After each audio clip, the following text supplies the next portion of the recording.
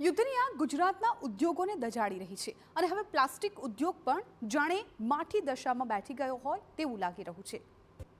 Plastic માટેના row મટીરીયલની supply chain ખોરવાઈ ચૂકી છે અને તેને પગલે રાજકોટના ધોરાજીના પ્લાસ્ટિકના ઉદ્યોગકારો મુશ્કેલીમાં મુકાઈ ગયા છે। મોટાભાગે ખાડી દેશોમાંથી પ્લાસ્ટિકનું રો મટીરીયલ સપ્લાય થતું હતું, જેથી હવે અનેક કારખાનાઓ બંધ થઈ ચૂક્યા છે, તો બીજી તરફ અન્ય જગ્યાએથી જ રો મટીરીયલ મળી રહ્યું છે। તેના ભાવ કારખાનેદારોને પોસાય તેવા નથી। પીપીના દાણા છે, એચએમના દાણા છે, એલડીના દાણા છે। અત્યારે અમારા અહીંયા લોકડાઉન જેવી પરિસ્થિતિ ઊભી થઈ છે। અંદાજે 35 થી 40 કારખાના માલ ન મળવાના કારણે બંધ છે। અત્યારે અમારી ઇન્ડસ્ટ્રી સદંતર શટડાઉન છે। છેલ્લા 15 દિવસથી અમારી ફેક્ટરીઓમાં તાળા લાગી ગયા છે।